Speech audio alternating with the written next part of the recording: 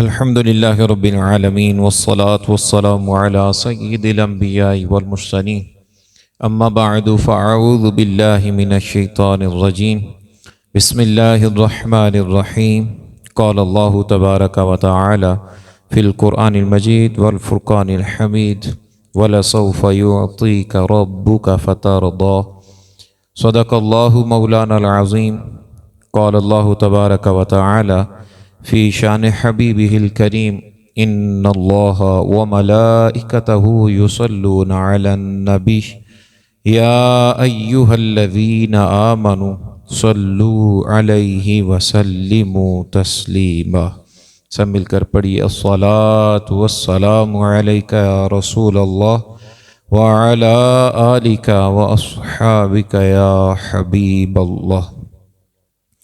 سورہ والضحیٰ کی آیہ نمبر 5 ہے۔ اللہ تبارک و تعالی ارشاد فرماتا ہے وَلَسَوْفَ يُعْطِيكَ رَبُّكَ، اے سونے محبوب آپ کو ان قریب آپ کا رب عطا فرمائے گا۔ کتنا عطا فرمائے گا؟ فَتَرْضَى، اے سونے محبوب آپ راضی ہو جائیں گے۔ فرمایا کہ محبوب علیہ الصلوۃ والسلام سے بات ہو رہی ہے کہ اے محبوب ہم آپ کو اتنا عطا فرمائیں گے کہ آپ راضی ہو جائیں گے۔ اس کائنات میں ہم میں سے ہر شخص اللہ تبارک و تعالیٰ کو راضی کرنا چاہتا ہے۔ ہر ایک شخص اللہ کو راضی کرنا چاہتا ہے۔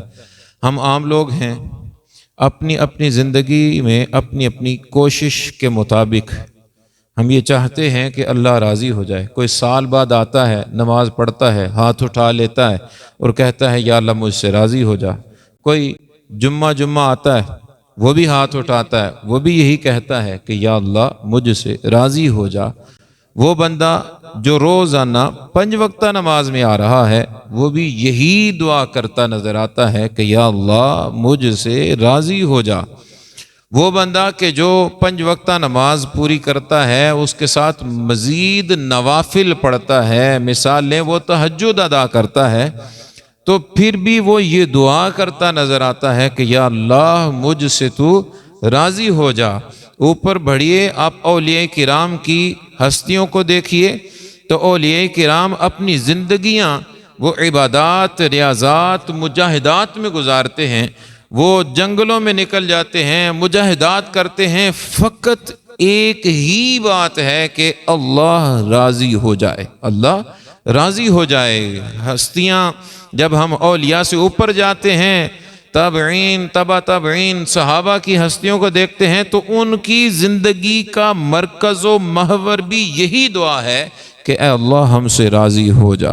اوپر جائیے نبیوں رسولوں میں دیکھیے تو سارے نبی، سارے رسول یہی دعا کرتے نظر آتے ہیں کہ اے اللہ ہم سے راضی ہو جا۔ تو ساری کائنات، سارے لوگ یہ اللہ کو راضی کرنے کی کوشش کر رہے ہیں، اور اللہ فرماتا ہے کہ اے لوگو تم سارے مجھے راضی کرنے کی کوشش کر رہے ہو اور میں اپنے محبوب کو راضی کر رہا ہوں، میں اپنے محبوب کو راضی کر رہا ہوں۔ اسی لیے سید اعلیٰ حضرت نے قلم اٹھایا تو کہنے لگے کہ خدا کی رضا چاہتے ہیں دو عالم، خدا کی رضا چاہتے ہیں دو عالم، اور خدا چاہتا ہے رضائے محمد، خدا چاہتا ہے رضائے محمد۔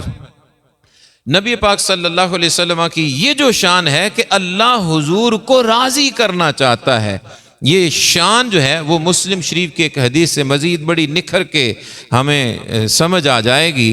مسلم شریف کے اندر حدیث ہے، حضرت عمرو بن عاص رضی اللہ تعالیٰ عنہ فرماتے ہیں کہ رسول کریم صلی اللہ علیہ وسلم نے قرآن مجید برہان رشید میں حضرت ابراہیم کے حوالے سے یہ دعا پڑھی، اور وہ دعا کیا ہے؟ سورہ ابراہیم آیہ نمبر 36 ہے۔ حضرت ابراہیم دعا کرتے ہیں رب انہن اضللن کثیرا من الناس فمن تبعنی فإنہ منی ومن عصانی فإنک غفور الرحیم۔ وہ دعا کیا کر رہے ہیں کہ اے مالک و مولا، یہ جو لوگ ہیں ان میں سے بہت سارے وہ راہ حق سے ہٹ گئے ہیں، تو یا اللہ جو میری اتباع کر رہے ہیں وہ میرے ہیں، جو میری اتباع کر رہے ہیں وہ میرے ہیں، اور جو میری نافرمانی کر رہے ہیں اب تو نے جو بھی سزا دے تو فَإِنَّكَ غَفُورٌ رحیم، تو سزا دے سکتا ہے، اگر بخشنے پہ آئے تو یا اللہ تو بخش بھی سکتا ہے، رحم بھی فرما سکتا ہے۔ پھر حضرت عیسیٰ کی دعا کو نبی پاک صلی اللہ علیہ وسلم نے قرآن سے پڑھا، سورہ مائدہ آیت نمبر 118، فرمایا کہ حضرت عیسیٰ کیا دعا کرتے ہیں؟ ان تعذبہم فإنہم عبادک وَإِن تَغْفِرْ لَهُمْ فَإِنَّكَ أَنْتَ الْعَزِيزُ الْحَكِيمُ۔ حضرت عیسیٰ اپنی امت کے بارے میں رب سے کیا دعا کیا بات کر رہے ہیں؟ حضرت عیسیٰ کہتے ہیں اے اللہ میری امت جب راہ راستے ہٹ گئی، اب ان تعذبہم، اگر تو انہیں عذاب دیتا ہے، فَإِنَّهُمْ عِبَادُكَ، اے اللہ پھر یہ تیرے ہی بندے ہیں، تو عذاب دے گا۔ وَإِن تَغْفِرْ لَهُمْ، لیکن اے مالک اگر ان کے ان برائیوں، ان کی ان اعتقادی خرابیوں کے باوجود تو ان کی مغفرت فرما دیتا ہے، فَإِنَّكَ أَنْتَ الْعَزِيزُ الْحَكِيمُ، تو غالب حکمت والا ہے۔ تو حضور نے جب دونوں نبیوں کی دعائیں پڑھی کہ حضرت ابراہیم بھی وہ تھوڑی سی تقسیم کر رہے ہیں کہ جو نیک ہیں وہ میرے ہیں، جو بد ہیں اگر عذاب آتا ہے تو مجھے پرواہ نہیں ہے، حضرت عیسیٰ بھی یہی دعا کر رہے ہیں کہ یہ نیک ہیں، اگر نیک ہیں تو یا اللہ یہ اچھے ہیں، اگر برے ہیں تو عذاب دینے پہ آئے تو اے مالک تو عذاب دے سکتا ہے۔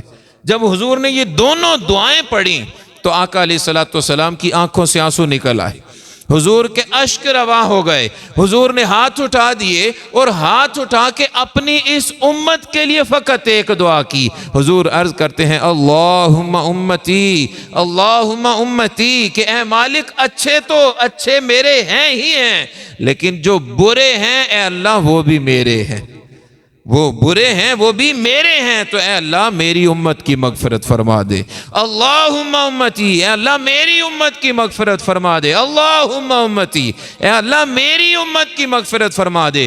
حضور دعا کے لیے ہاتھ اٹھا رہے ہیں، دعا کر رہے ہیں، آنکھوں سے آنسو جاری ہیں، اور اللہ تبارک و تعالیٰ جبریل امین کو بھیج دیتا ہے۔ اللہ تبارک و تعالیٰ جبریل امین کو بھیجتا ہے اور فرماتا ہے کہ میرے سونے محبوب سے پوچھو، میرے سونے محبوب سے پوچھو کہ کیوں رو رہے ہیں، کیا چاہتے ہیں۔ حالانکہ حقیقت کیا ہے، اللہ وحدہ لا شریک تو ہماری شرح سے بھی زیادہ قریب ہے۔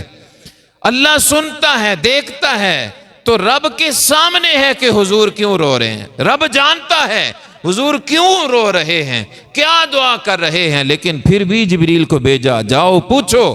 جبریل آئے، عرض کرتے ہیں حضور اللہ فرما رہا ہے کہ آپ کیوں رو رہے ہیں؟ تو میرے آقا صلی اللہ علیہ وسلم نے کیا ارشاد فرمایا؟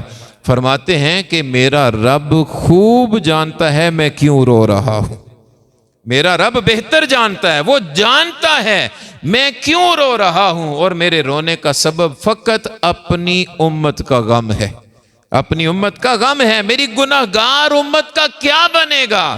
تو اللہ تبارک و تعالیٰ نے جبریل امین کو ساتھ ہی حکم دے کے بھیجا تھا، جب میرا سونا محبوب بات کر دے تو بتا دینا کہ اے محبوب اللہ جانتا ہے آپ کیوں رو رہے ہیں، اور اللہ فرما رہا ہے کہ ہم آپ کو آپ کی امت کے بارے میں راضی کر دیں گے، ہم آپ کو آپ کی امت کے بارے میں راضی کر دیں گے۔ تفسیر مدارک میں اسی آیت پاک کے تحت ایک روایت نقل کی گئی، فرمایا کہ حضور کیسے راضی ہوں گے، ہم امتی ہمارے بارے میں حضور راضی کیسے ہوں گے؟ حضور علیہ السلام کے حوالے سے روایت کیا ہے؟ فرمایا جب تک میرا ایک امتی بھی دوزخ میں ہے میں اس وقت تک راضی نہیں ہوں گا، جب تک ایک امتی بھی دوزخ میں ہے حضور فرماتے ہیں میں اس وقت تک راضی نہیں ہوں گا۔ کتنی خوبصورت بات ہے۔ اللہ تبارک و تعالیٰ فرمائے کہ اے محبوب ہم دیں گے، اتنا دیں گے کہ آپ راضی ہو جائیں، اور حضور فرمائے میں راضی اس وقت ہوں گا جب اپنے سارے امتی جو جہنم میں چلے جائیں گے ان کو نکال کے اپنے ساتھ جنت میں لے جاؤں گا، ان کو نکال کے اپنے ساتھ میں جنت میں لے جاؤں گا۔